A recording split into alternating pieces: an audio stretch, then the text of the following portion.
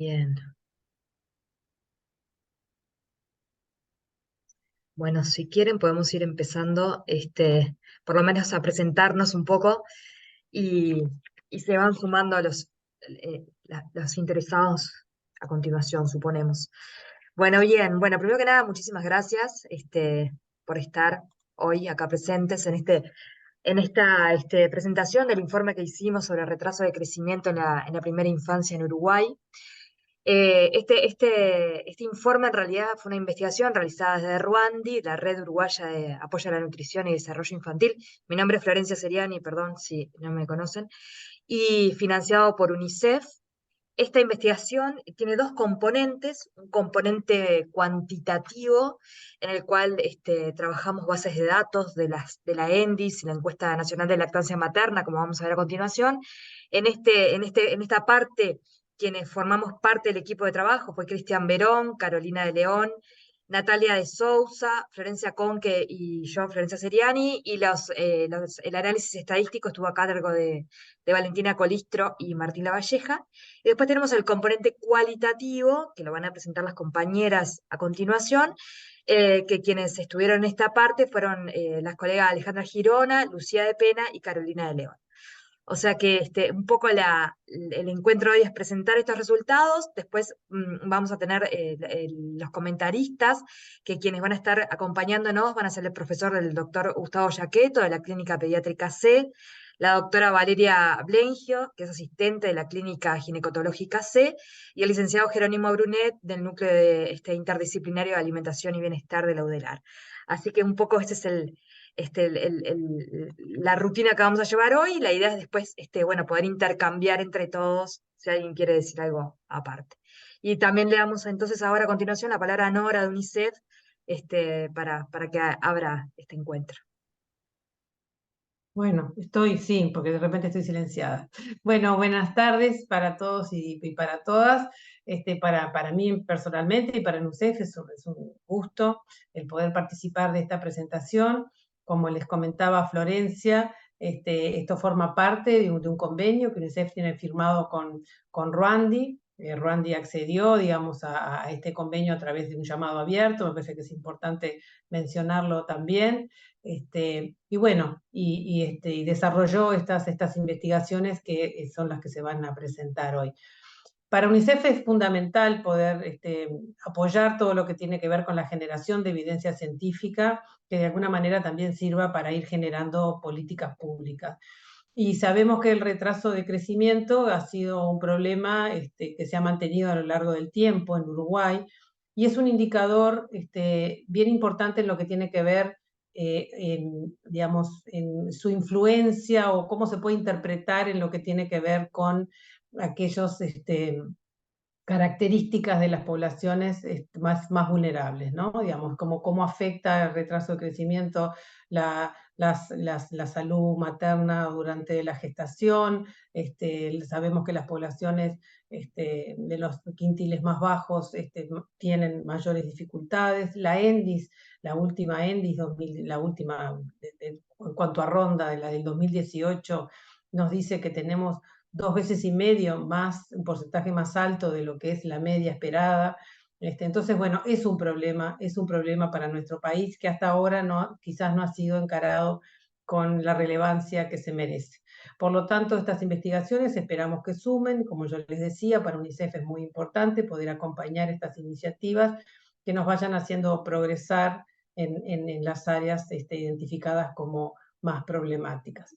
Así que bueno, nada más que decirles de que UNICEF siempre va a seguir acompañando estas iniciativas, y bueno, nada, poder escuchar a ver qué tienen obviamente conozco las investigaciones, pero me parece importante que ustedes también puedan ir interiorizándose de lo que están desarrollando, y que sepan además que esta publicación creo que va a estar también en la página de Ruandi, pero va a estar también en las páginas de UNICEF para que ustedes puedan acceder a ellas de manera digital.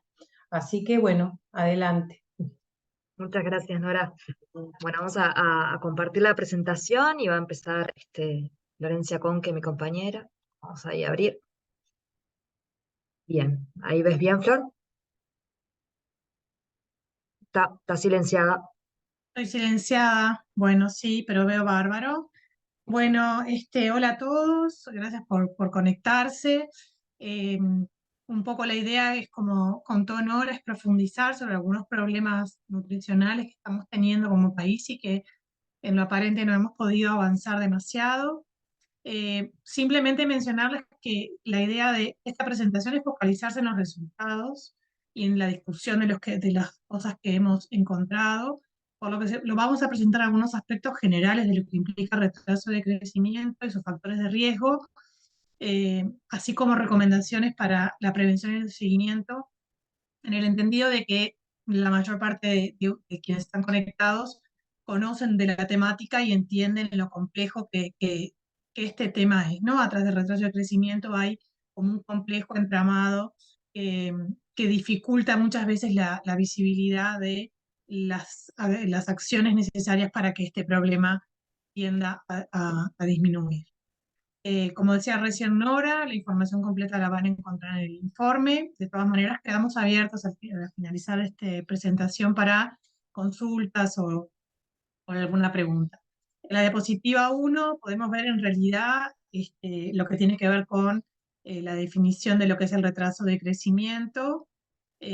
Recordar que el crecimiento es un complejo proceso biológico, ¿no? Que se da producto de la interacción de factores endógenos, y en conjunto con los exógenos, ¿no? Y que cuando el crecimiento se ve afectado, muchas veces se evidencia la presencia de una patología congénita o adquirida, y por el contrario, cuando el crecimiento es normal, está dentro de los parámetros normales, esto es señal de resultados de la buena salud y esfuerzos realizados para reducir la mortalidad de los niños. También recordarles que cuando la OMS presentó los últimos patrones de evaluación de crecimiento, confirmó que todos los niños nacidos en cualquier parte del mundo, cuando reciben una atención óptima, desde el comienzo de su vida, ya desde el embarazo, en relación a la alimentación, las condiciones de vida y los cuidados de salud, tienen el potencial de desarrollarse de la misma gama de tallas y pesos. Eso quiere decir que si bien hay variaciones diferentes, el crecimiento de la población es altamente similar.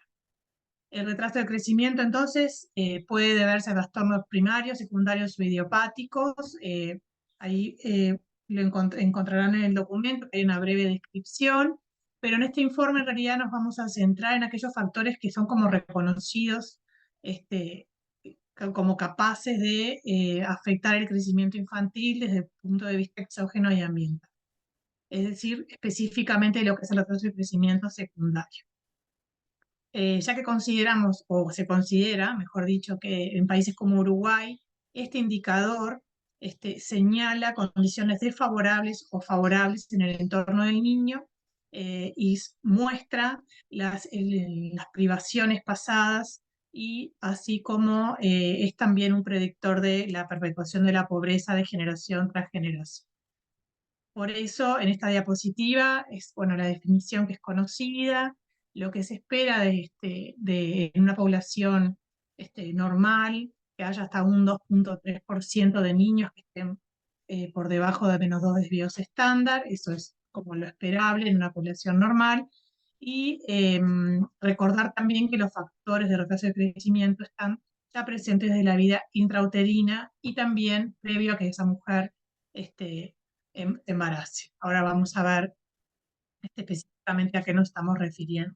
Cuando vemos en la diapositiva 2, Flor, lo que tiene que ver con el algoritmo, este es de la Sociedad Europea de Endocrinología Pediátrica, donde vemos ahí cómo el retraso de crecimiento puede deberse a estas causas que hablamos, y cómo los factores de riesgo se empiezan a acumular ya desde el embarazo. Cuando pensamos en retraso de crecimiento, sabemos que hay algunos factores que son claramente son evidentes o que son más conocidos, pero también recordar que los niños que tienen retraso de crecimiento, a partir de factores, la implicación de diferentes factores, encontramos desde la madre hasta prácticas alimentarias inadecuadas, alimentaciones poco diversas, a infecciones reiteradas y por sobre todo el crecer en contextos de pobreza donde muchos de estos factores se potencian. De todas maneras, nos gustaría decir que tanto de las prácticas alimentarias inadecuadas, la nutrición materna, la alimentación y la lactancia y los cuidados de los primeros meses y años de vida no es exclusivo de la pobreza. Si bien en la pobreza muchos de estos se acumulan, hay las prácticas de lactancia, por ejemplo, lo que es la alimentación de calidad en cuanto a la variación y a la diversidad, es un problema que es común de la población. Es decir, que son acciones que deberíamos de tener en cuenta también a nivel de la población general y no solamente en forma de grupos poblacionales específicos. El retraso de crecimiento, entonces, sabemos que puede causar, genera un mayor riesgo de mortalidad. De hecho, un 14% de las muertes globales se atribuye a esta. Por supuesto que este es el factor más importante y, por supuesto, el más sensible y el que urgentemente deberíamos de intentar disminuir o potencialmente erradicar dentro de lo posible. La morbilidad afecta no solamente lo que es la función cognitiva, sino también lo que tiene que ver con la función motora.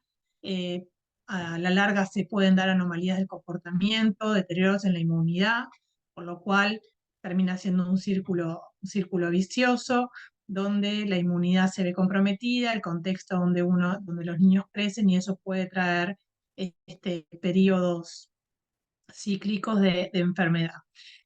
También recordar que las consecuencias para la salud a largo plazo incluyen una estatura más baja, que especialmente preocupa en mujeres, ya que esto se asocia con peores resultados perinatales en sus hijos, pero también menor nivel escolar, reducida capacidad física de trabajo, lo que también lleva a bajos salarios en la vida adulta y perpetúa también la pobreza.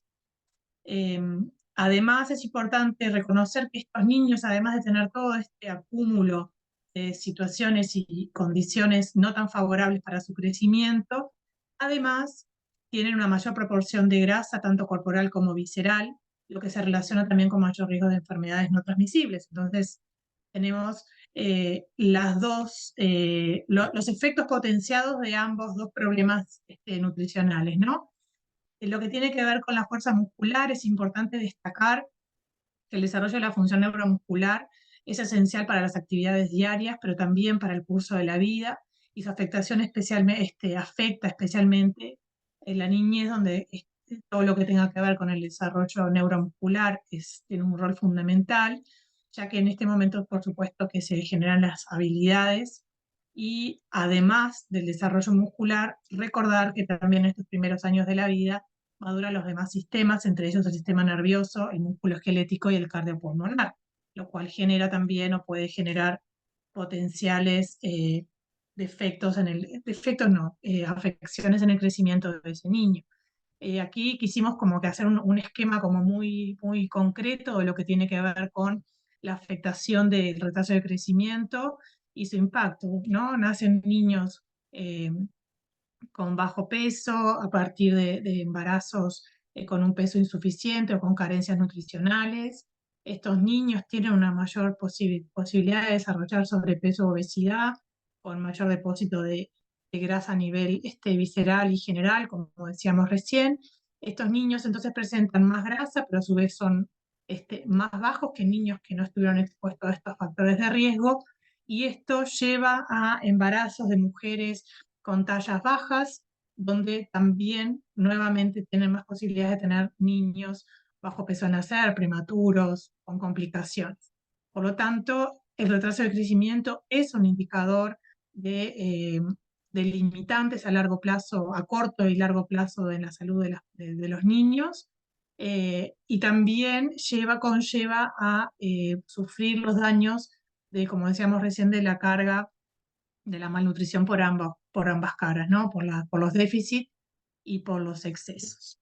Lo que tiene que ver con el estudio, concretamente lo que quisimos hacer es determinar los factores que se asocian en Uruguay en menores de 5 al retraso de crecimiento. Para esto nos planteamos describir la prevalencia de retraso de crecimiento en niños menores de 5 años, según características sociales, ambientales, económicas y de la salud de la madre y del niño. Las dos bases de datos que usamos son extremadamente completas, complejas y con diversas dimensiones en simultáneo, por lo cual nos permitía hacer este análisis, así como determinar la asociación entre la presencia de retraso de crecimiento y las variables que hemos estudiado. Y por último, construir un modelo predictor de la prevalencia de retraso de crecimiento en este grupo poblacional. Flor, la próxima. Para esto nos basamos en dos bases de datos, como decía Nora, en la base de datos de la ENDIS, la corte del 2018, y también que tiene niños de 0, la ENDIS, de 0 a 59 meses, y también en la encuesta de lactancia, también del 2020, con niños menores de 24 meses. ¿Sí? La siguiente, Flor. Para esto, bueno, utilizamos el programa estadístico R en su versión 3, bueno, no importa, y el Stata, y siempre establecimos para las pruebas estadísticas un valor de P menor a 0,05. Se consideró bueno, una definición clara, ¿no? Bajo peso al nacer, menos de 2.500 gramos, y niños prematuros, aquellos que nacieron antes de las 37 semanas. Y se realizó una valoración diferencial en aquellos niños que nacieron en pretérmino, de acuerdo a las recomendaciones de la OMS. Y luego lo que se hizo fue, para estimar la asociación entre las diferentes variables que analizamos, se ajustaron a modelos de regresión para poder establecer estas asociaciones que hablábamos recién. Creo que, Flor, ahí está. Bien. Bueno, muy bien. Entonces, ahora pasando un poco al capítulo de los resultados y del análisis de este trabajo que hicimos, en la encuesta, en la ENDIS, en la Encuesta Nacional de Desarrollo Infantil, el retraso de crecimiento nos dio un 6,8%, ¿sí?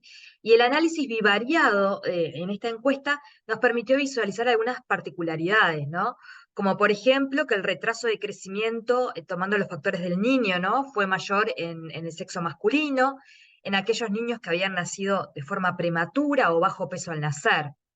Cuando veíamos las características maternas de nuevo en este análisis bivariado, destacamos que un mayor porcentaje de niños con retraso de crecimiento provenían de madres con talla baja, o sea, menores a 1,5 metros, cuyas madres eran mayores de 40 años al momento del parto, niños cuyas madres mantuvieron el hábito tabáquico durante la gestación, y se observó una mayor prevalencia de retraso de crecimiento en hijos cuyas madres acudieron tardíamente al primer control de embarazo, ¿sí? Después de las 14 semanas de gestación.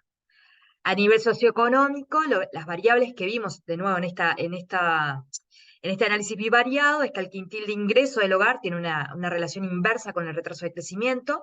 A menor ingreso, el retraso de crecimiento es más prevalente, como vemos ahí. Y por otra parte, aquellos niños menores de 5 años que viven en hogares con inseguridad alimentaria moderada o severa, presentaron casi 3 puntos porcentuales más de prevalencia de retraso de crecimiento que aquellos niños que nacieron en hogares con seguridad alimentaria, ¿sí? Luego, a partir del análisis de la probabilidad de que un niño tenga retraso de crecimiento, ¿sí? En toda la base ENDIS, es decir, en todos los niños menores de 5 años, vimos que hay determinados factores que influyen positivamente en la probabilidad de que un niño o niña presente retraso de crecimiento. Y estos factores fueron el ser prematuro, el tener menos de 24 meses de edad, que la estatura de la madre sea menor o igual a 1,50 m, o 1,49 m, que la mamá tenga 40 años o más, o que la mamá haya sido fumadora, ¿sí? Sin embargo, con el objetivo, o más allá, ¿no? Con el objetivo de poder indagar la intensidad con la que estos distintos factores inciden en la probabilidad de presentar este retraso de crecimiento, vemos los efectos parciales. Y acá podemos ver en esta tabla, que parece medio china, cómo el nacer prematuro aumenta la probabilidad de presentar retraso de crecimiento en un 3,8%. El tener menos de 24 meses de edad aumenta esta probabilidad en un 4%. El pertenecer a hogares del primer quintil de ingreso aumenta en un 1,8% la probabilidad para los niños de tener retraso de crecimiento. La talla baja materna aumenta casi un 9% la probabilidad de que sus hijos presenten retraso de crecimiento. y a su vez que esa mamá tenga 40 años o más, aumenta 4,7 la probabilidad de que ese niño tenga retraso de crecimiento y haber fumado durante la gestación un 2%. ¿Sí? Esto, como lo volvemos a repetir, esto fue el análisis de todos los niños menores de 5 años, en la base ENDIS. Pero teniendo en cuenta la literatura y lo que habíamos estudiado previamente, nos parecía muy importante el poder distinguir o hacer cortes en las edades y poder estudiar los factores que operan sobre el retraso de crecimiento que están condicionados por la edad del niño. Entonces fuimos un poquito más y poniendo la lupa en las diferentes edades y pudimos ver, o hicimos un corte, ¿no? De menores de 24 meses y mayores de 24 meses en la base ENDIS. Y en sí, en realidad, lo que pudimos ver acá es que los modelos estimados para cada tramo de edad, ¿sí? Menores y mayores de 24 meses, muestran que las características genéticas, biológicas y comportamentales de la mamá resultan fundamentales en los primeros 24 meses de vida. O sea, esas características de la madre inciden en el retraso de crecimiento de su hijo en los primeros 24 meses de vida. Especialmente la edad y la talla de la mamá al momento del nacimiento, así como también haber fumado durante la gestación. ¿Sí? En los niños de 2 años y más, ya las características maternas empiezan a perder peso en estos modelos y empiezan a ser mucho más preponderantes las variables relativas a todo el nivel socioeconómico, a lo ambiental. ¿Sí? Y esto nos indica claramente que la condición del entorno aumenta su impacto o su incidencia en los niños a medida que estos crecen, ¿no? Como cuando son más chiquitos están más condicionados por las condiciones maternas y a medida que van creciendo es el ambiente y lo socioeconómico lo que está influyendo en este retraso de crecimiento. Por otra parte, y en líneas generales, en los dos modelos nos dio, o sea, en los dos modelos por edad, nos dio que el haber sido prematuro y talla baja son significativas para ambos casos. La talla baja de la madre, ¿verdad? Bueno, después pasando al estudio en la encuesta nacional de lactancia materna, que como sabemos en esta encuesta se hace foco puntualmente en los menores de 24 meses, o sea que acá vamos a ir bien, en la anterior eran menores de 5 años, que dividimos en dos, ahora vamos a poner la lupa en esta encuesta en los menores de 24 meses. En estos niños y en esta encuesta realizada en el 2020, nos dan que el retraso de crecimiento es un 12% en los menores de 24 meses y el riesgo de retraso de crecimiento es casi un 30%. Cuando pusimos las diferentes variables en el modelo, pudimos ver que tras ajustar y controlar las variables independientes, la edad del niño y la presencia de anemia durante el embarazo, la presencia de anemia de la mamá durante el embarazo, son las variables que resultaron significativas. ¿Ah? Entonces, para la edad, hasta los 24 meses, que es lo que lleva esta encuesta, se observa que a medida que aumenta la edad, las chances de presentar retraso de crecimiento en estos niños aumentaban. ¿Sí? Pero a su vez, que la mamá haya tenido anemia durante la gestación, aumentaba aún más las chances de que este niño presentara retraso de crecimiento hasta los 24 meses.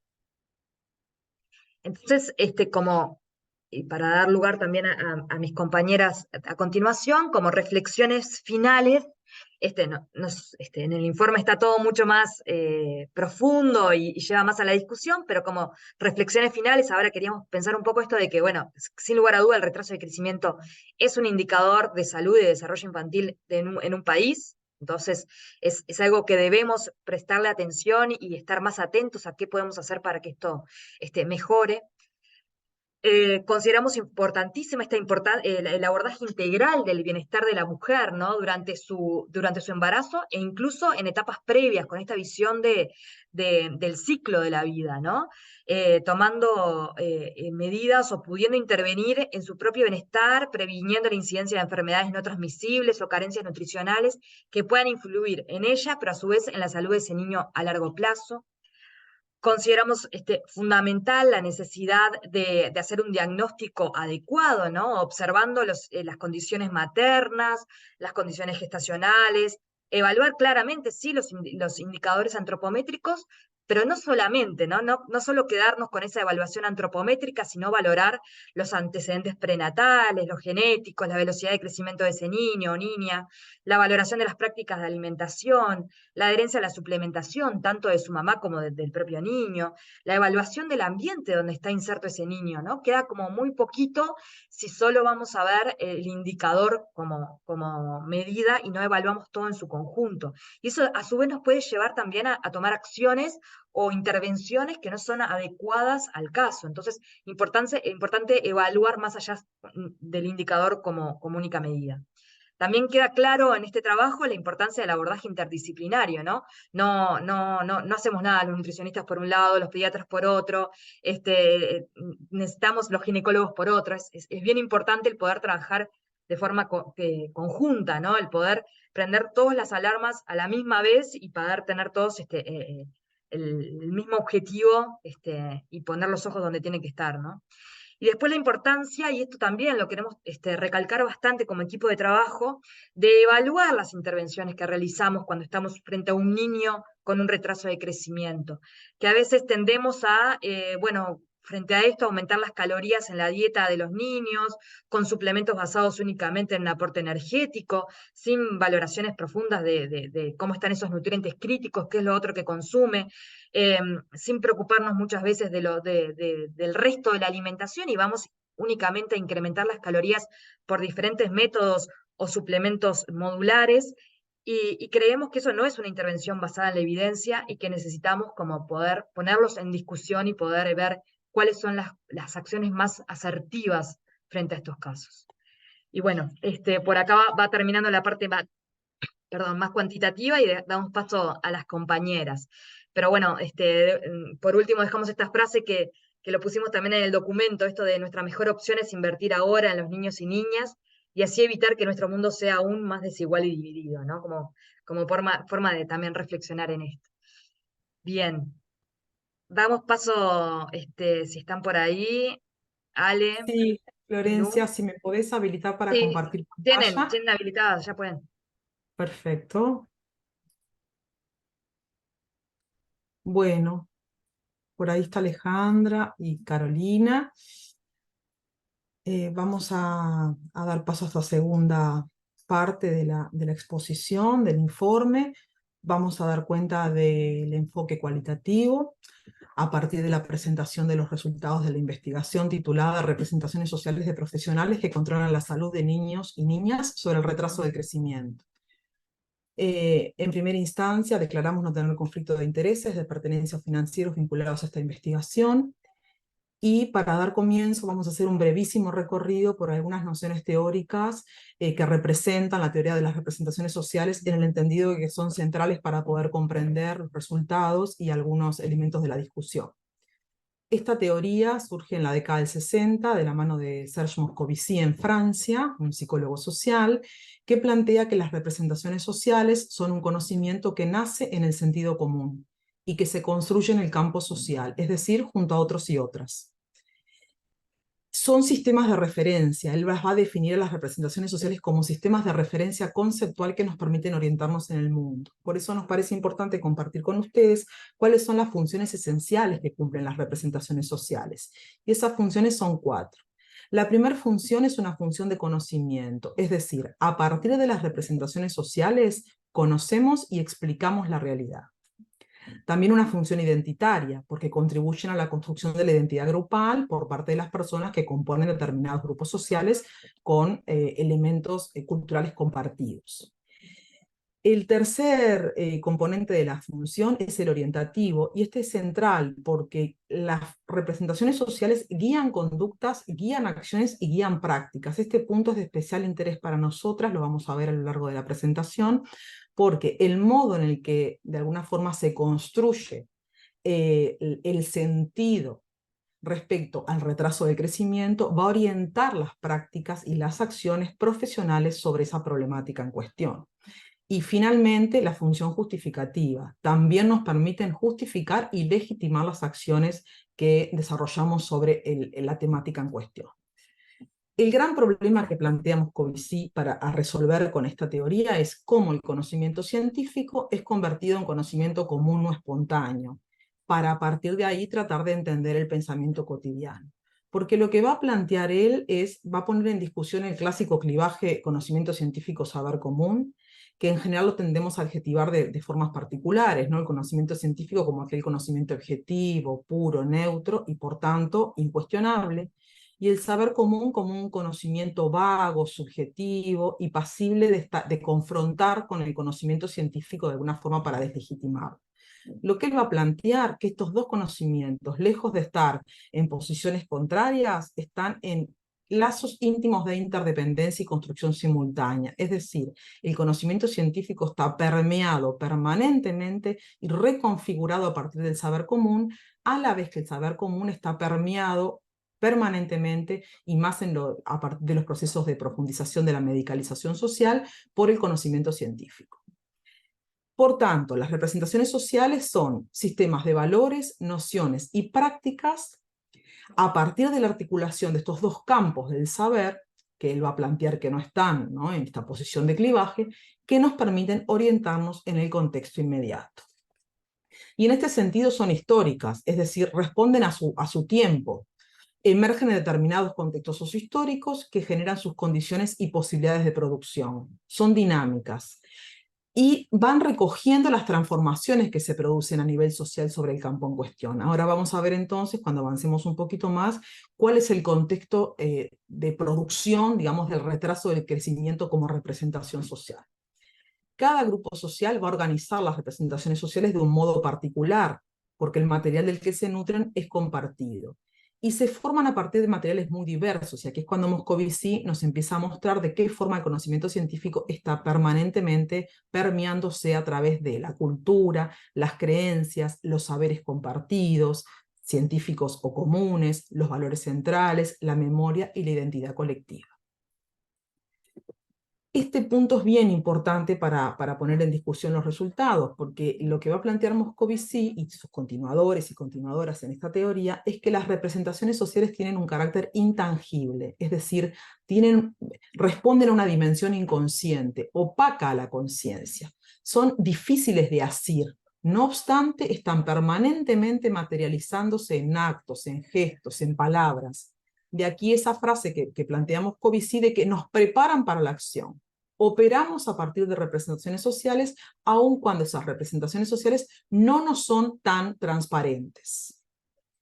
Desde esta perspectiva, el estudio de las representaciones sociales aporta muchísimo, es de gran interés para comprender las intervenciones profesionales, porque permiten iluminar algunas aristas poco explicadas de las prácticas profesionales que remiten al interjuego individual-social como constructor de discursos y prácticas. Es decir, las intervenciones profesionales no son el resultado directo de la aplicación del conocimiento científico, sino que desde esta teoría la intervención profesional es, de alguna forma, el resultado de cómo el conocimiento científico dialoga permanentemente con la dimensión cultural, con el conjunto de mitos, de creencias y de valores que están construyendo esa representación social, complejizándola y de alguna forma, como planteaba Moscovici, rompiendo con estos clivajes, ¿no? Pensamiento científico, saber popular, saber común, o incluso objeto-sujeto, objetividad-subjetividad.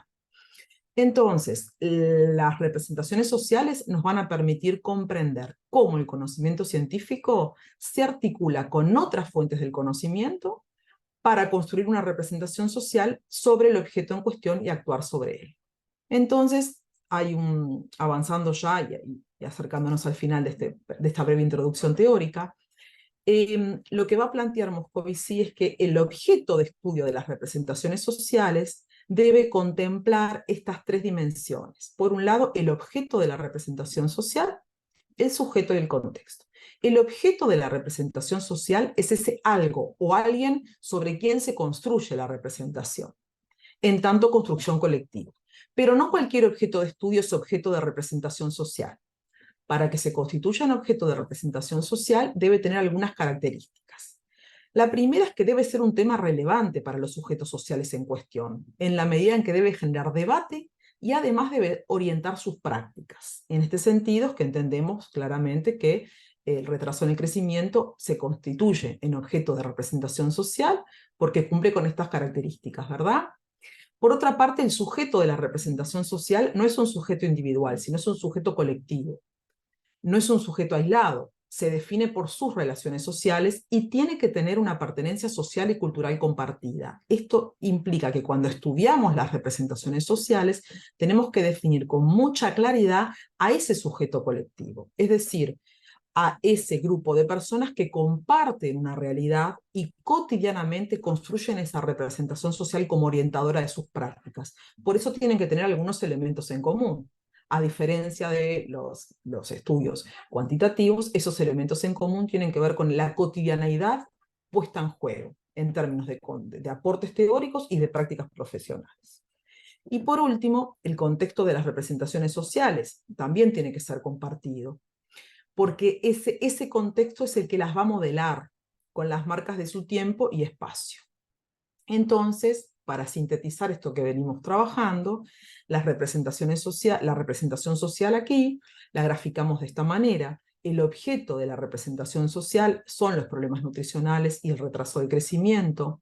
Los sujetos de la representación social que comparten una cotidianeidad son especialistas en pediatría, especialistas en medicina familiar y comunitaria y sus respectivos posgrados y residentes, y el contexto de la representación social, es decir, cuáles son esas marcas contemporáneas que la están, ¿no?, modelando, son los objetivos de desarrollo sostenible, particularmente el objetivo 2, que plantea, ¿no?, como aspiración la eliminación del hambre y de los problemas nutricionales, el Sistema Nacional Integrado de Salud de nuestro país, ¿no?, que marca un campo de acción y de intervención sanitaria, y los objetivos sanitarios nacionales con sus metas asistenciales, que algunas de ellas se orientan directamente al abordaje de estas problemáticas.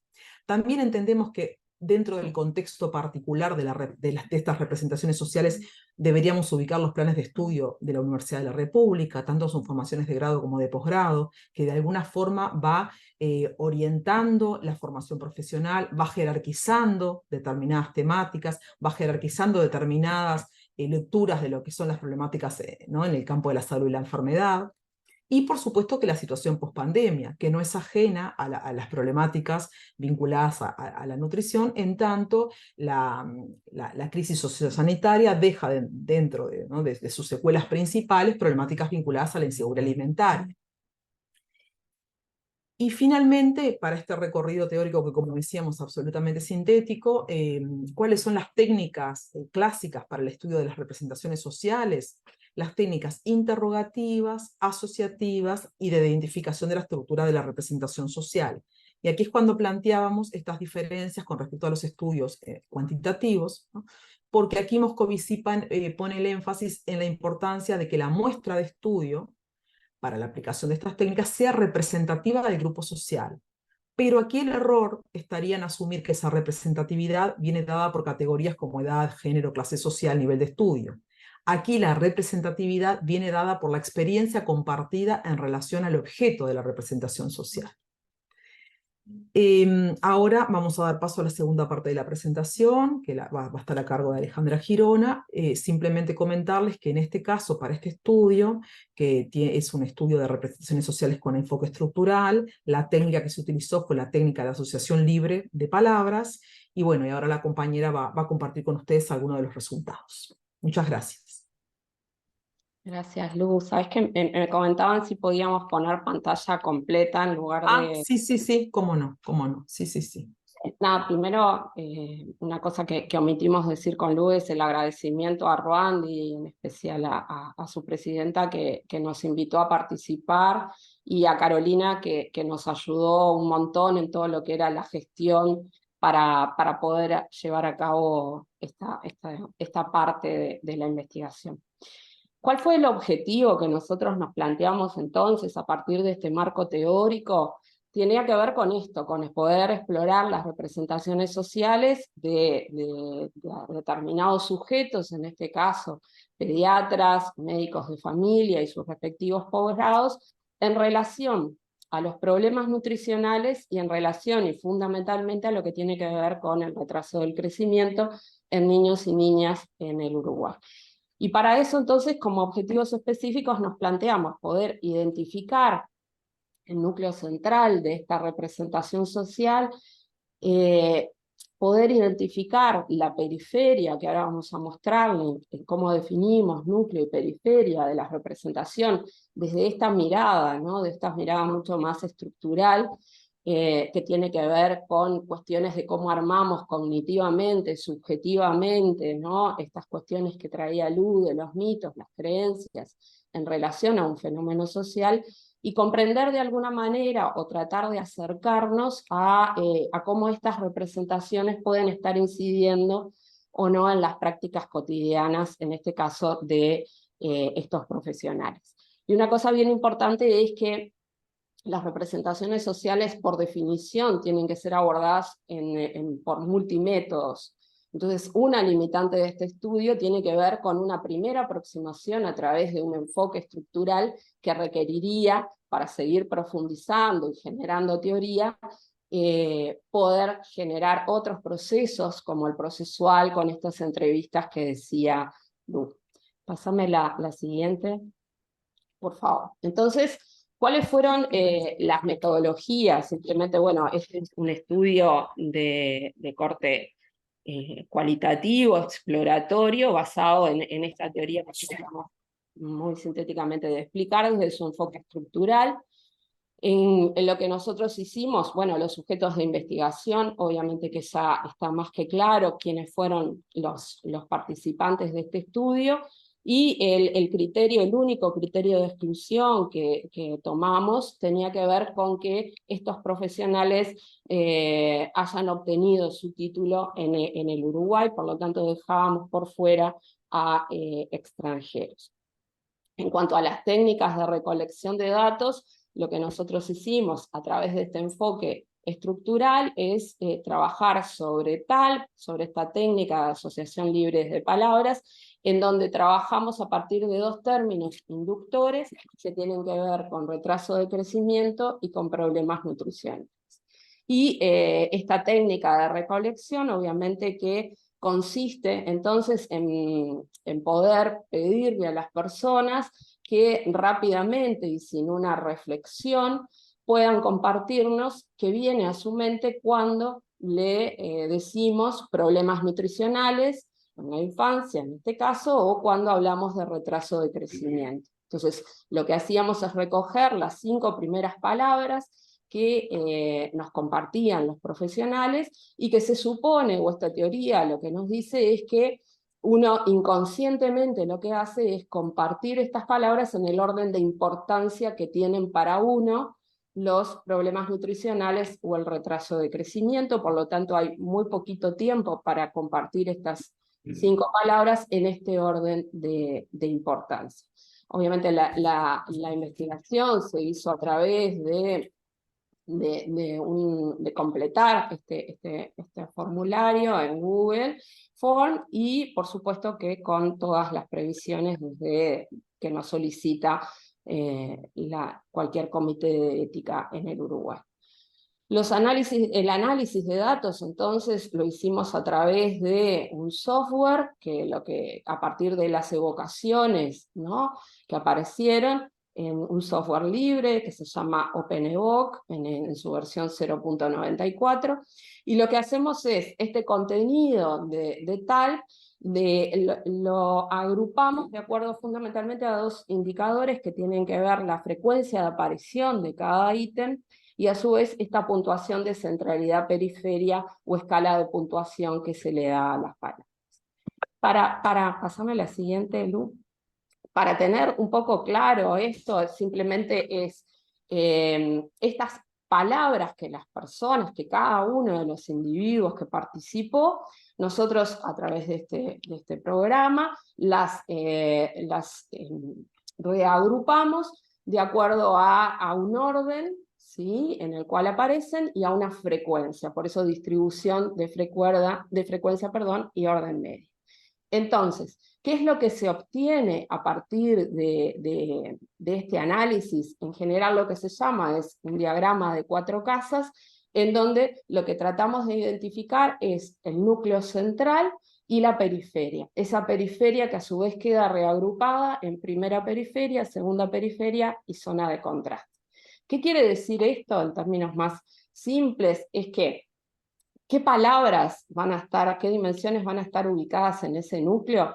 Aquellas palabras que para el conjunto, para este grupo de personas que participaron, sí estuvieron una alta frecuencia, o sea, fueron muchas veces mencionadas, y un bajo orden medio. ¿Qué quiere decir bajo orden medio? Es que se ubicaron en primer, en segundo lugar. Por lo tanto, que fueron importantes. Ese es el núcleo central. La primer periferia está integrada por aquellas preguntas y ocasiones que trajeron los participantes, en donde hay también una alta frecuencia, fueron muchas veces mencionadas, pero con un alto orden medio. Quiere decir que aparecen en tercer, en cuarto, en quinto lugar, que ya no son tan importantes para estas personas. Una segunda periferia, en donde ahora tenemos una baja frecuencia de aparición de las palabras, ¿sí? O de los términos, y con un alto orden media, quiere decir que son poco mencionadas, pero sí en primer o en segundo lugar, y una zona de contraste que tiene una baja frecuencia y un bajo orden medio, ¿no? Que es importante para muy poquitos profesionales, ¿sí? Que las ubican en primer y segundo lugar. ¿Qué trata de analizar esto? En definitiva, nosotros vamos a tener un sistema central o núcleo central, un sistema periférico, ¿sí? Y este sistema periférico lo vemos a través de las prácticas sociales que indudablemente, como decía Lu, están vinculadas a circunstancias externas o contextos externos. Pásame, Lu. Entonces, rápidamente, para ver los resultados, algunos resultados y discusiones que ustedes van a poder profundizar en el texto, ¿sí? La próxima.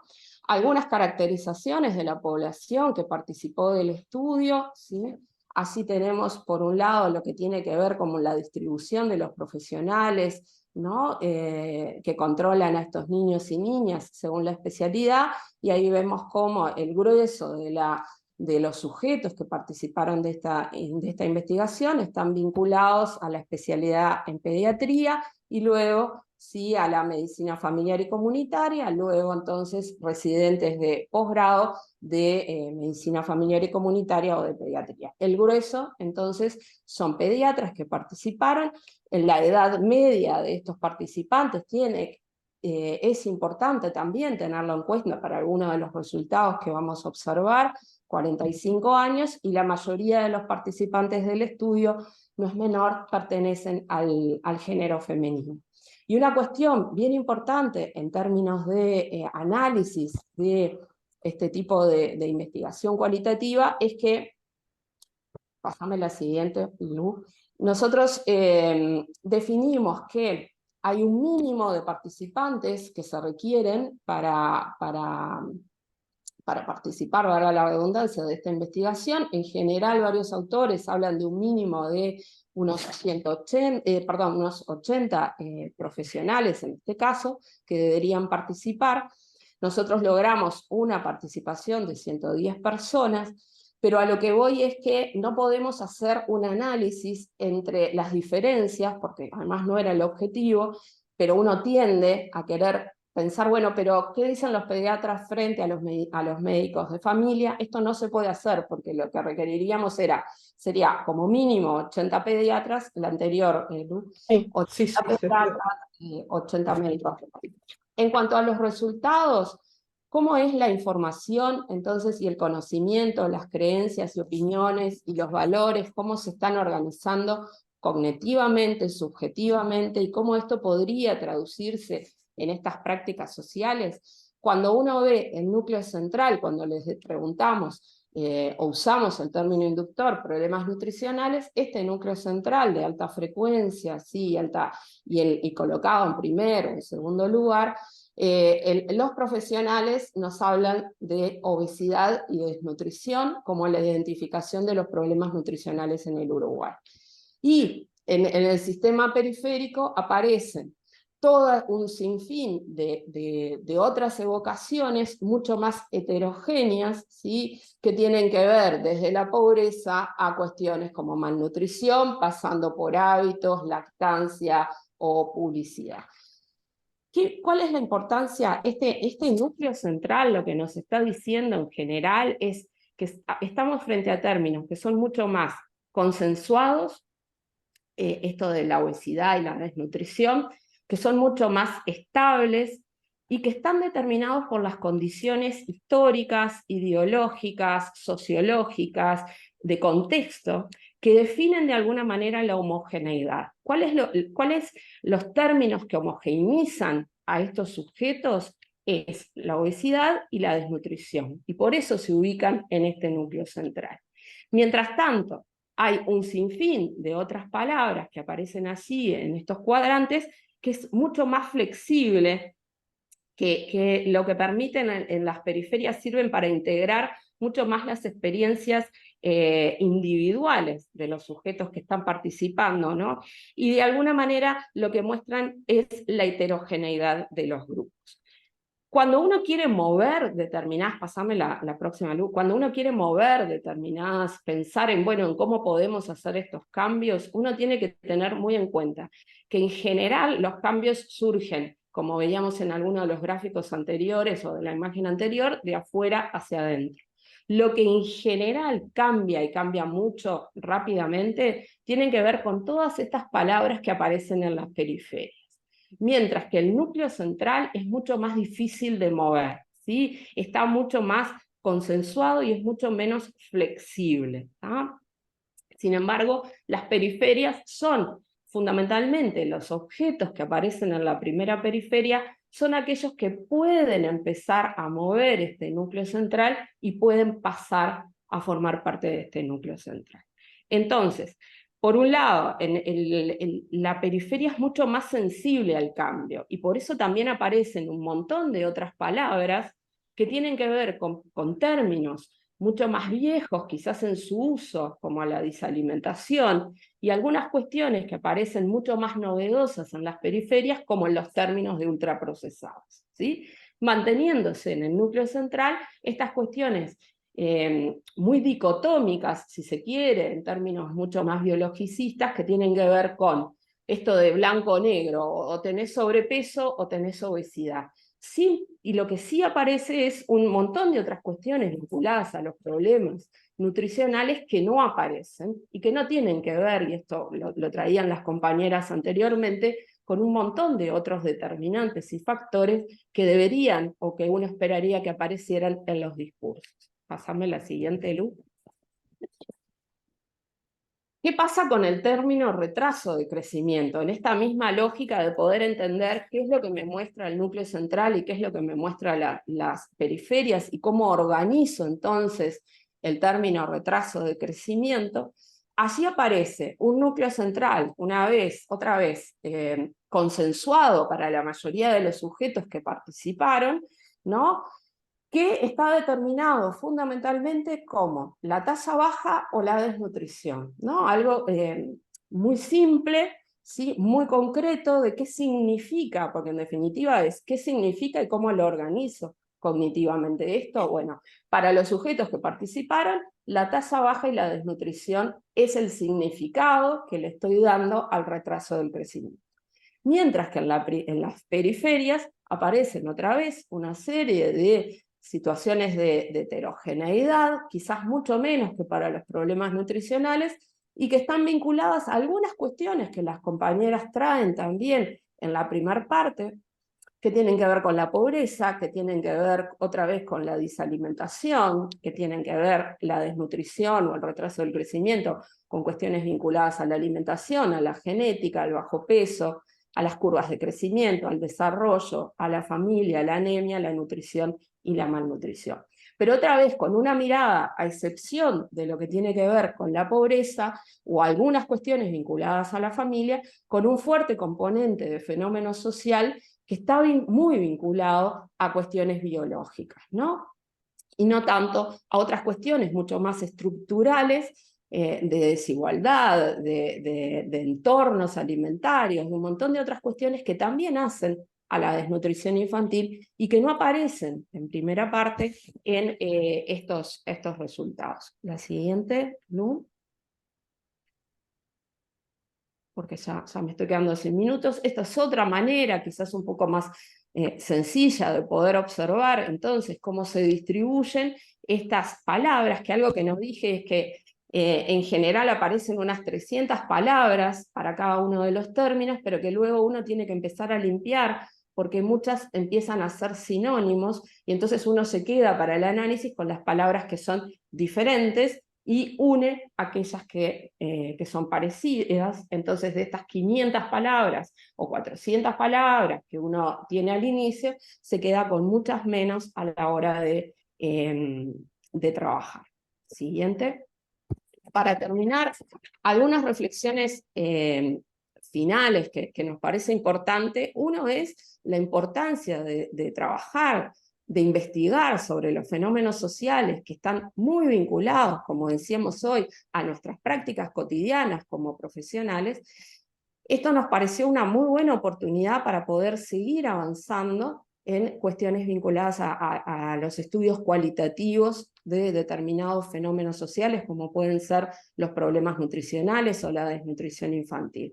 Es algo innovador, es algo que a nivel nacional se ha hecho muy poco y que nos parece que esta es una buena oportunidad y esta teoría de las representaciones sociales, que es la teoría que con Lucía venimos trabajando ya hace un tiempo, nos parece potente como para seguir avanzando. Por otro lado, algunas cuestiones que se reafirman en los resultados tienen que ver cómo las representaciones sociales sobre los problemas nutricionales se afirman sobre principios sanitarios tradicionales, ¿no? Y esto es importante a la hora de repensar también nuestras prácticas profesionales diarias, que en este caso los sujetos fueron médicos, pero que estoy segura que si lo lleváramos a otras profesiones vinculadas con la salud de niños y niñas, podríamos estar encontrando cuestiones muy similares, y que tienen que ver con esto del reduccionismo de los problemas nutricionales, ¿no? Nada en la nutrición humana es blanco y negro, y creo que por ahí también hay que repensar por qué cuando pensamos en este núcleo central encontramos estas cosas tan simples, tan dicotómicas, tan poco elaboradas o complejas. La ausencia de elementos también dicen sobre la organización, la jerarquía y el orden de las representaciones en términos sociales, y esto es importante. Lo que también deberíamos trabajar sobre lo que no apareció en este análisis, sobre lo que aparece, pero también de las ausencias, porque también las ausencias dicen mucho sobre qué estamos entendiendo, sobre cuáles son nuestras creencias sobre la desnutrición o sobre los problemas nutricionales en nuestro país. Por supuesto que nos hacemos esta pregunta: ¿desde qué perspectiva quieren abordarse los problemas nutricionales en un mundo globalizado, en un Uruguay que no escapa a esto? Y entonces la gran pregunta es cómo poder incorporar otros aspectos sociales, culturales, de entornos a esta complejidad de lo que las compañeras hoy traían en relación a la desnutrición y cómo poder avanzar. Siguiente. Y para terminar, esto, siempre pensar que las representaciones sociales siempre son guía para la acción, y son guía para la acción para todos y todas. Y muchas veces estas cuestiones no las tenemos en cuenta de por qué pasa lo que pasa en el Uruguay, por qué avanzamos tan poquito y tan lento en relación a los problemas de la malnutrición o de cualquier otro problema vinculado a la salud muchas veces, pero en este caso, en este que conozco, que es el del ámbito de la nutrición humana, tiene que ver porque muchas veces no profundizamos en nuestro accionar a través de, bueno, qué es lo que hay detrás de cada una de las acciones que como colectivos hacemos. Lo hallado muestra como si bien los problemas nutricionales y alimentarios son complejos, las representaciones que nos compartieron estos colectivos son bien concretas y muchas veces hasta esperables, ¿sí? Y la intención de poder seguir profundizando desde un enfoque cualitativo que nos permita ahondar en procesos de generación de representaciones sociales en torno a este objeto de estudio seleccionado o a otros objetos de estudio.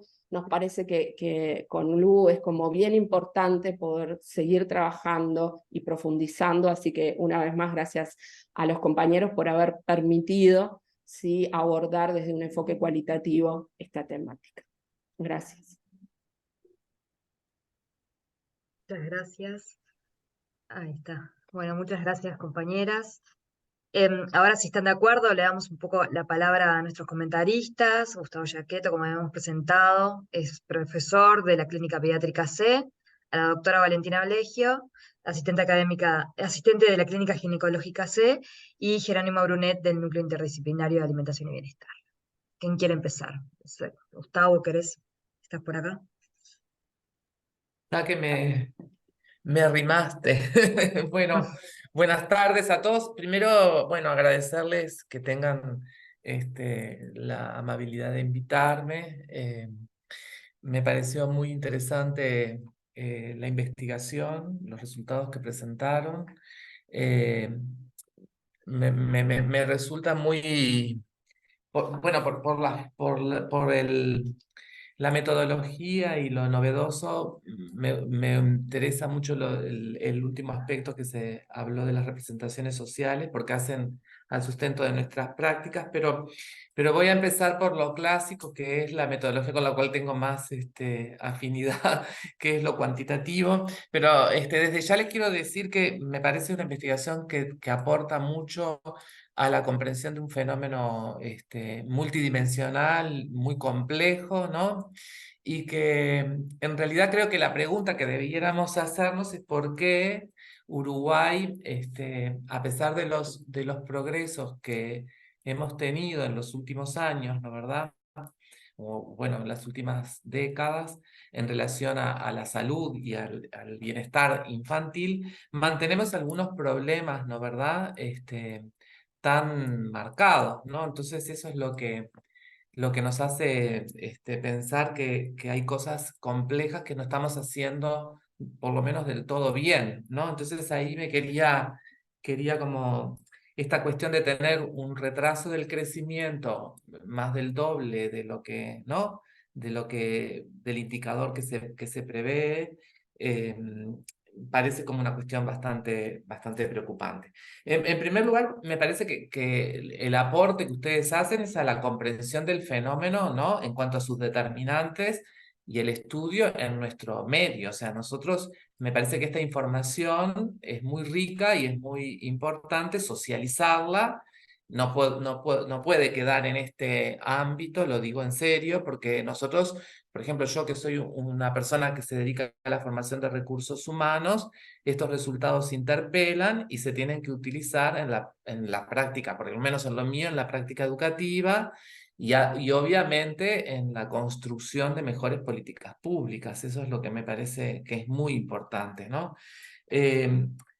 Yo lo que voy a decir, creo que ustedes ya lo han dicho y lo señalaron. A mí me parece que en cuanto a los factores determinantes, no hay grandes novedades, digamos, ¿no? Es decir, yo no veo cosas nuevas en los resultados, eso no le quita valor a la investigación, sino simplemente que han caracterizado bien el problema y sabemos cuáles son los factores que más influyen, ¿no verdad? Con peso diferencial y relativo diferente, tanto en la etapa, digamos, desde la gestación, en el embarazo y el nacimiento, y después los que influyen más después del segundo año de vida. Eso me parece que de pronto uno tiene esa idea, tiene la idea de cuáles son los posibles factores determinantes, pero no lo tiene en su visión longitudinal de curso de vida. Esta cuestión que ustedes han hecho me parece que ayuda a comprender que este es un fenómeno muy dinámico, donde hay factores de riesgo que se van instalando desde la gestación, desde la salud y bienestar de la mujer, durante el embarazo, ¿no? En el nacimiento, y que se van acumulando factores después con la exposición medioambiental y los factores de riesgo ambientales. O sea que me pareció muy importante eso, ¿no? Esta cuestión de que, bueno, en definitiva hay factores bien biológicos, ¿no verdad? Como la estatura materna, la edad de la madre, la exposición al tabaco, ¿no? Durante el embarazo, como los factores más críticos en los niños más pequeños, y en los otros como es la relación con el nivel socioeconómico, ¿no? Que es lo que muestran claramente. Entonces, eso me parece importante, así como con la anemia, me pareció también en el primer año que ese hallazgo también es cuestión. Pero lo que hace es interpelar lo que estamos haciendo. Para mí me parece que en realidad, como no estamos haciendo un enfoque sistémico del tema, ¿no? Me parece a mí, o por lo menos en esta concesión última de las representaciones, me pareció que las intervenciones son muy salubristas, son muy medicalizadas. Lo que yo digo es, a veces hay que ver cuál es el contexto de donde hacemos nuestras prácticas, ¿no? Para entender cuáles son las limitantes de nuestras posibles intervenciones. Pero los pediatras, yo hablo de los pediatras que estamos en el consultorio, ¿no? Más que la valoración de la nutrición y de la evolución nutricional del niño se transforma en algo muy mecanizado, ¿no? Mecánico, que es la antropometría, digamos, de pesar, medir, llevar a las curvas, ver si está más o menos bien, si evoluciona bien, hacer algunos consejos nutricionales con muy poca cosa en los 15 o 20 minutos de consulta que uno tiene. Eso hace que la práctica, que probablemente tampoco lo enseñamos bien, pero digo, más allá de eso, en la práctica se va desfigurando y se va transformando en algo que las intervenciones carecen de sentido. Eso es lo que quiero decir, ¿no? Y por otra parte, en el primer nivel, no sé, yo hablo, porque hay que mirar todo el sistema, las prácticas son muy en solitario. Eso es lo que me parece también, en el sentido de que a mí me gustaría desplegar acciones, ¿no verdad?, de evaluación, seguimiento y de abordaje con, por ejemplo, nutricionistas capacitados, entrenados, ¿no verdad?, con personas que evalúen los componentes de salud mental o los componentes sociales más apropiados, y eso también delimita las intervenciones, ¿no? O sea, nosotros somos los encargados de aterrizar esas intervenciones. Al mismo tiempo, me parece que estamos en debe como cómo abordamos algunos problemas de salud. Por ejemplo, el bienestar de la mujer, eso lo dejo para la colega de ginecología, pero el bienestar de la salud de la mujer en su edad reproductiva y en la pregestación, me parece que no se hace de la mejor manera. Tenemos debes todavía en generar buenos hábitos y prácticas en el embarazo, aunque estamos muy bien en cuestiones de control. Probablemente hay que trabajar más en sintonía con lo que es la calidad del control, ¿no verdad?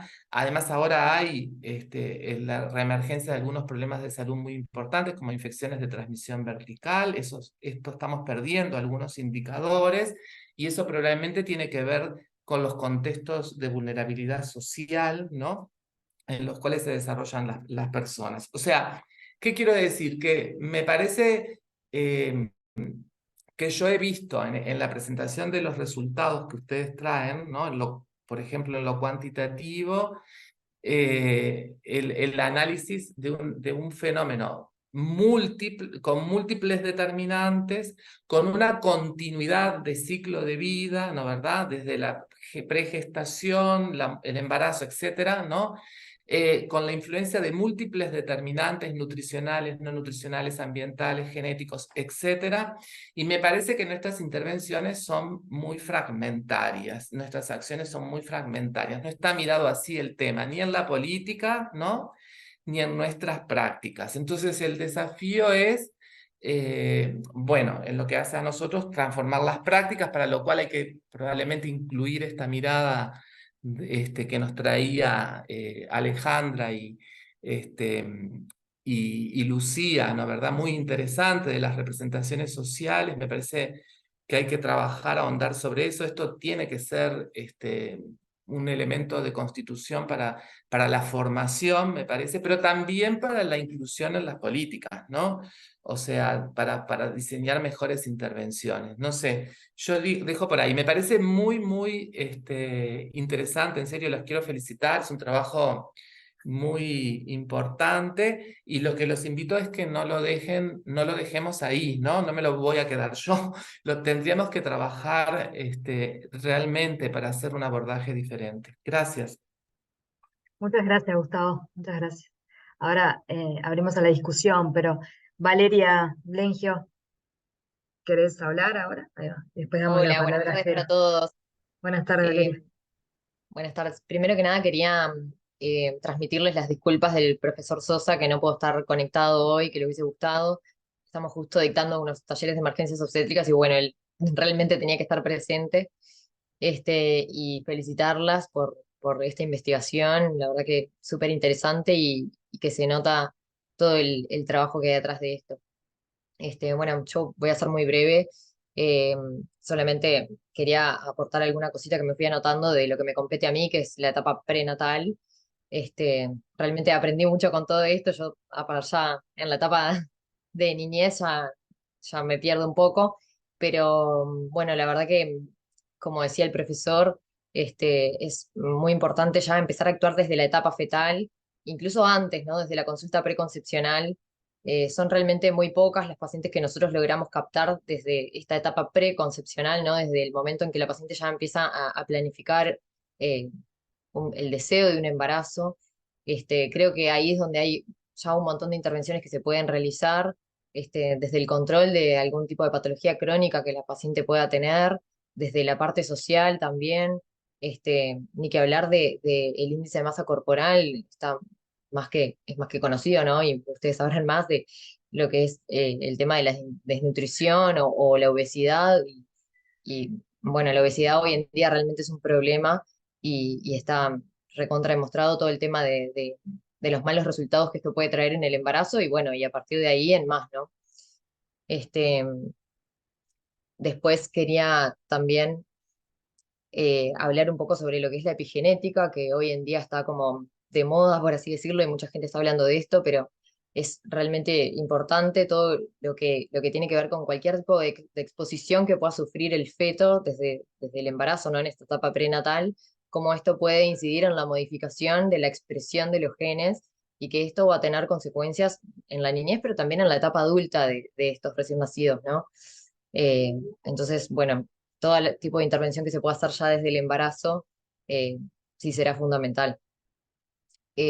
Nosotros, eh, en la etapa nosotros hablamos de la restricción del crecimiento intrauterino, ¿no? En la etapa fetal, también como decía el profesor, que ustedes tienen un montón de curvas y uno se centraliza mucho en eso, nos pasa exactamente lo mismo con lo que es la etapa fetal, ¿no?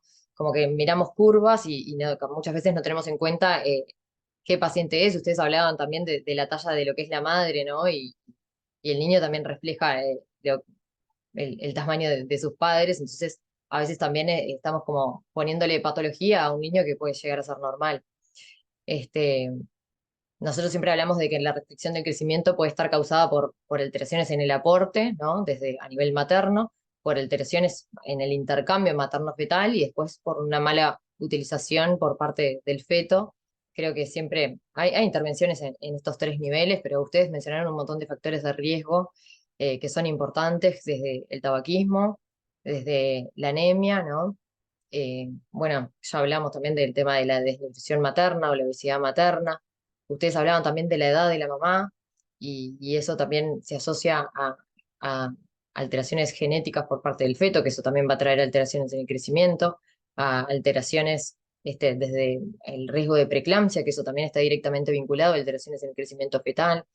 También de la diabetes gestacional, que si bien tienden a ser fetos macrosómicos, también son fetos que van a tener problemas nutricionales en el futuro, en la niñez y en la adultez. Eh, y bueno, y destacar también ahora, hablando un poco de la anemia, lo que es la profilaxis de hierro, ¿no? Eso está pautado por las pautas ministeriales y es importante el suministro de hierro ya en la etapa en la etapa de la concepción, ¿no? Así como alguna intervención farmacológica y no farmacológica en vistas a prevenir determinadas patologías, puntualmente la preeclampsia, que va directamente relacionado con la restricción. Eh, y bueno, también quería destacar el tema de hacer esta interconsulta con nutricionista durante el embarazo. Las pacientes muchas veces tienen dudas sobre la alimentación durante el embarazo y bueno, y ni que hablar después que el estado nutricional materno va a estar directamente relacionado con el crecimiento fetal y el posterior desarrollo de este recién nacido. Y bueno, y ustedes también hablaron de algo que me parece fundamental, que es el tema de la lactancia. Y bueno, ya es recontra conocido todos los beneficios que trae en la niñez y en el futuro la lactancia, insistir en eso y sobre todo creo que es importante educar a los pacientes antes de que ya estén en la etapa de tener a su recién nacido en casa, de hablar mucho más de la lactancia antes, en los controles tal vez del embarazo, que es algo que realmente nosotros no hacemos, y me parece que estaría bueno poder hacer una intervención desde ese lugar. Pero bueno, no mucho más, esas eran las cositas nomás que quería destacar y volverlas a felicitar por tan grande trabajo. Muchas gracias, Valeria. Muchas gracias. Y Jero, ¿andas por ahí? Pues Bien, por abrimos acá. ¿Cómo están? al debate. Dale, perfecto. Voy a intentar ser breve y no pisarme mucho en algunos puntos. Solamente la idea es como poder aportar una mirada un poco distinta desde las ciencias sociales a estos temas, como bueno, se intenta hacer a través de la labor que hacemos en el núcleo de alimentación y bienestar y bueno, poder volcar un poco alguna reflexión que surge en base a la lectura del trabajo y la presentación de hoy. Pero bueno, primero que nada, también me sumo a las felicitaciones, me parece que es un abordaje interesante para poder pensar un poco eh, el, el- el- el rol, o bueno, más que nada, el pensar un poco más o en salir un poco más del abordaje de causas estrictamente individuales y biológicas de procesos de enfermedad para poder pasar a lo que es la consideración y la interrelación que puede existir entre los distintos determinantes sociales de la salud, bueno, que produce inequidades ya ampliamente conocidas y trabajadas. Creo que la academia o la labor profesional de investigación es un ámbito en el que, o que tiene un rol importante para poder, de alguna manera, fomentar esa articulación interinstitucional y de alguna manera visualizar cuáles son los desafíos que tiene por delante la medicina, en cierta forma, para abordar este tipo de problemas. Y creo que capaz que, y estoy haciendo comentarios como muy generales, pero creo que en cierta forma la mirada o las representaciones sociales que los profesionales, que los pediatras, las pediatras y médicas de familia que fueron incluidas en el componente cualitativo muestran un poco también esa necesidad de generar abordajes compartidos de distintas disciplinas. eh, y también creo que hay un elemento que aparece que es interesante y que aparece tanto en el componente cuantitativo y en el cualitativo, que tiene que ver con la mención o la consideración de la pobreza como una causa estructural de este tipo de problemáticas. Y me parece que es interesante el pensar en que nosotros, tanto desde las ciencias sociales como desde las distintas disciplinas que toman el concepto de pobreza o de nivel socioeconómico, tenemos o nos enfrentamos continuamente a un desafío que tiene que ver con la delimitación conceptual de lo que entendemos por pobreza, y eso también nos permitiría a todos en general poder avanzar también en entender un poco más cuáles son las incidencias o cuál es la incidencia que tienen estas cuestiones o estos conceptos de pobreza o nivel socioeconómico en estos procesos de salud y enfermedad. Y creo que también esto va en línea un poco con los hallazgos del componente cualitativo en el que la pobreza aparece en una primera periferia, y que, bueno, y que de alguna manera no existe un relativo consenso respecto a qué rol puede jugar a la hora de pensar en la incidencia en problemáticas como el retraso del crecimiento. También me parece que, ya yendo directamente capaz al componente cualitativo, me parece que es interesantísimo, sería interesantísimo en línea con lo que planteaban al inicio, el poder desentramar estas relaciones que pueden existir entre los valores, la cuestión moral y el saber técnico a la hora de poder entender las representaciones sociales a través de distintos tipos de métodos y metodologías. Creo que es una cuestión simplemente a seguir trabajando. Porque evidentemente no es algo que se puede circunscribir a un estudio en particular, sino que es un propósito de alguna manera un poco más general de una serie de proyectos que tienen que trabajar en esa línea.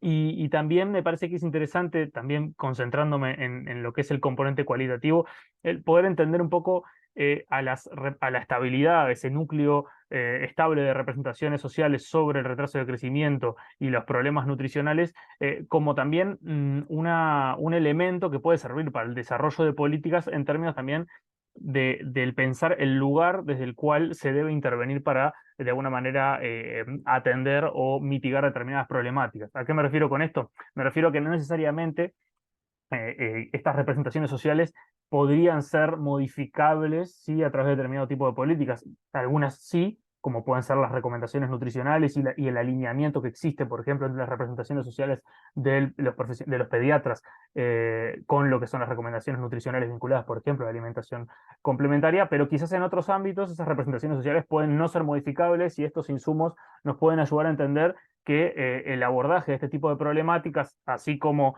o en línea con su multicausalidad, multidimensionalidad, debe ser también un abordaje compartido por distintas disciplinas que aborden de alguna manera los distintos condicionantes, ¿no? Distintas condiciones en las que las personas, ¿no?, nacen, viven, crecen, se desarrollan también y mueren, y también entender que el sistema de salud ejerce un rol fundamental, pero que quizás solamente a través del sistema de salud no podamos alcanzar o la mitigación o la erradicación de estas problemáticas que son tan severas y que afectan a distintas poblaciones del mundo. Entonces, básicamente me voy a quedar por ahí. Sumo capaz una pregunta por si queda el espacio, que era una curiosidad nada más. Ale ya me fue desasnando un poco al principio, pero me interesaba saber si habían encontrado tendencias similares en lo que fueron las representaciones sociales entre medicina familiar y comunitaria y pediatría, más allá de que, no sé, metodológicamente no fuera viable hacer ese análisis. Muchas gracias.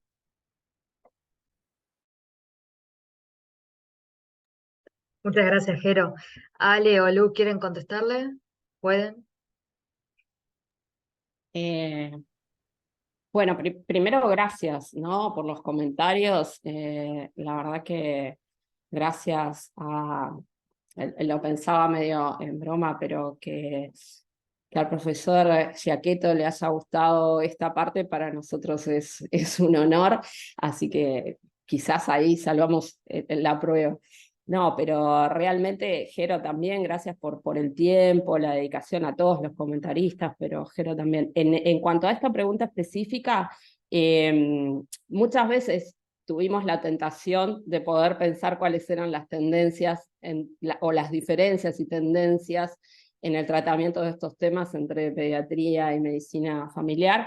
No lo hicimos, sí tenemos las bases con todas las preguntas y lo podríamos hacer, pero siempre nos dio miedo que después se interpretara algo que no era adecuado, porque no teníamos el N suficiente, fundamentalmente de médicos de familia, para que eso ocurriera. Entonces sí tenemos algunas pistas, pero no quisimos profundizar por justamente la limitación del N de los participantes, que además dio mucho trabajo, ¿no?, la participación de esta parte del estudio. Así que te lo digo en privado después. Bueno, muchas Igual no lo gracias. podés transmitir, a mí no hay problema. Ojo, está grabado, vale. Está grabado, está grabado. Por privado. Bien. Bueno, abrimos un poco la discusión, o si alguien quiere comentar algo, decir algo del estudio, experiencia, algo que nos quieran aportar a todo esto. Recomendaciones para seguir en la línea de investigación. No sé si alguien quiere aportar algo en esto. O Yo quería, unirnos. Estaría buenísimo poder unirnos. gracias, Flor. Yo quería agradecerles a todos los compañeros de Ruandi y a Alejandra, a Lucía, que se sumaron en el desafío de un poco comentar cómo había surgido la inquietud de este estudio, que las compañeras, las dos Florencias, lo dejaron como en claro, pero decirles que nosotros hace mucho tiempo venimos como sintiendo nuestro trabajo cotidiano, tanto del primer nivel de atención, desde la clínica capaz en un segundo nivel, o desde incluso formando parte de distintos equipos, esta cuestión de la fragmentación y la dificultad desde ahí hacia arriba, hacia las autoridades y hacia la decisión del sistema político, cómo se tienden a fragmentar problemas que si no se complejizan es imposible llegar a buen puerto. Entonces nos vino justamente la necesidad de poder empezar a explicar, y la verdad que agradezco a los comentaristas porque se ve que algo un poquito se logró en el sentido de decir, bueno, esto en definitiva tiene que tener otras miradas para poder llegar a encontrar algunas soluciones o algunas estrategias. Creo que la parte cualitativa sí es necesario seguirla.